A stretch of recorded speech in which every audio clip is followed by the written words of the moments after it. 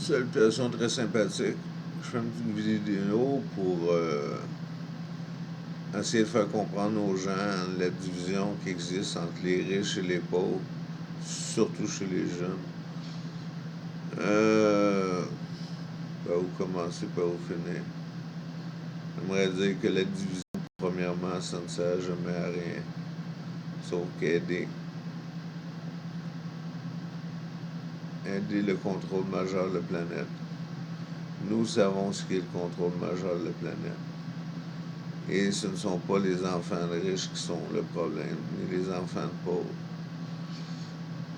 Il faut juste essayer d'uniformiser les riches et les pauvres pour essayer de recréer une classe moyenne viable afin que le monde puisse être équitablement être heureux. Et ce, pas seulement au niveau de chaque nation dans le monde, mais de toutes les nations au travers du monde. Ça fait bien de la job, ça fait bien beau à dire.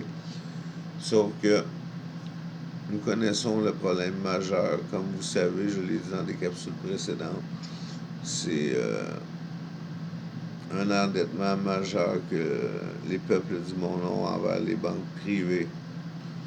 Selon moi, la meilleure façon, ce serait essayer de rembourser la dette par l'art que les nations possèdent, l'art privé que les nations possèdent, essayer de créer un arrangement avec les banques privées pour ne plus être endetté et devoir le payer des intérêts afin de pouvoir faire face à des problèmes plus réels dans chacun des pays respectifs.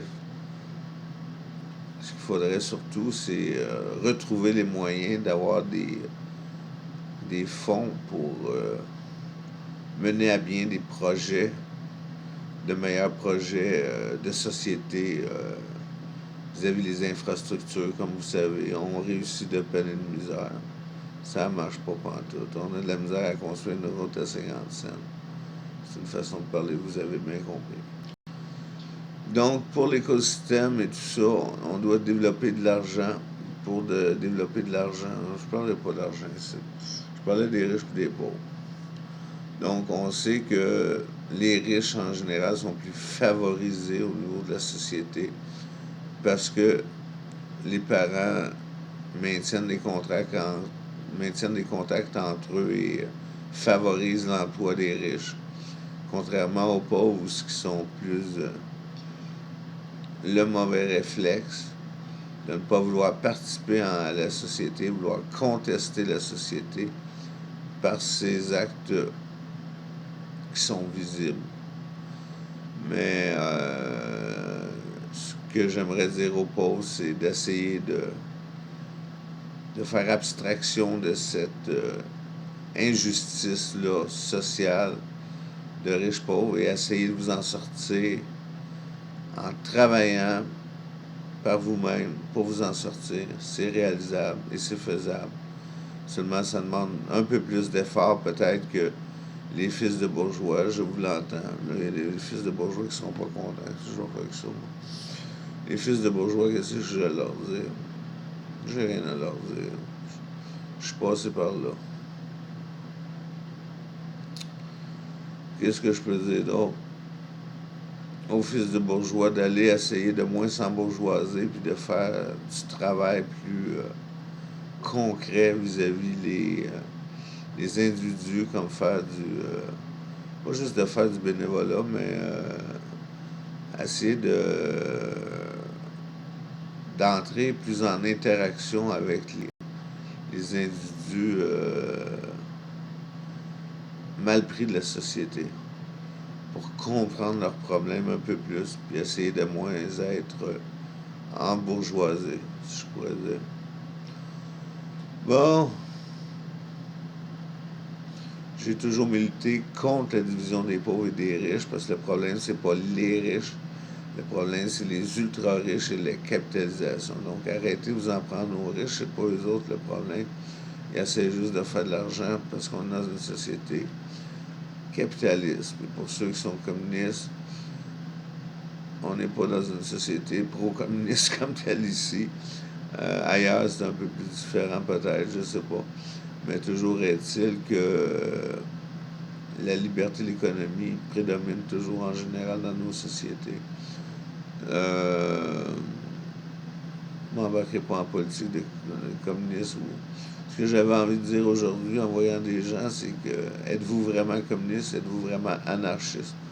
Ou bien non, tendez-vous plus vers le nihilisme, où ce que vous faites, vous critiquez, mais vous avez de la misère à construire. Et je ne dis pas cela à tout le monde, mais à certains qui peut-être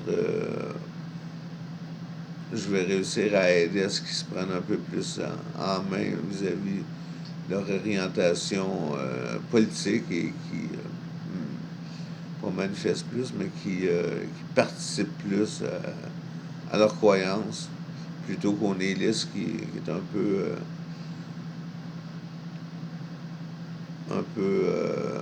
trop loser. Il faut pas essayer de pas être des losers dans ce monde-là parce que le monde a besoin d'être construit à nouveau. Donc, on a besoin de toute la vivacité des gens pour le rebâtir. Et on va avoir besoin de toute l'intelligence des gens pour que ça aille mieux ici dedans. Parce que là, on en a besoin pas mal que ça aille mieux. Comme vous savez, on a octroyé le libre pouvoir aux ultracapitalistes depuis plus de 40-50 ans. Et nous réalisons maintenant que pas peut-être, nous réalisons maintenant, avec le taux d'endettement, que c'est pas la gauche qui endette finalement, la droite endette autant que la gauche. Fait que c'est pas une bonne argumentation de dire que la droite endette pas et que la gauche endette. Et qu'est-ce qu'est l'endettement? Premièrement aussi, si on essaie de créer des solutions pour créer des, des sociétés d'État qui soient fortes et qui puissent redonner plus directement l'argent au peuple, c'est une bonne gauche selon moi, parce que moi, je me parle un peu. Je m'écoute parler. Bon, qu'est-ce que je peux bien dire d'autre? La gauche ayant des projets pour aller chercher de l'argent pour donner au peuple plus directement que d'aller chercher l'argent dans les mains des capitalistes qui ne veulent pas la donner. Moi, je suis un peu tanné. Je fais un petit peu d'effort. Moi, j'en ai fait pas mal. Ouais. Donc, la solution, c'est de travailler collectivement, sans se diviser et en se respectant minimalement. Et en faisant face au plus grand fléau que la planète ait commis, pas le réchauffement de la planète, mais l'endettement des nations de la planète. Salut!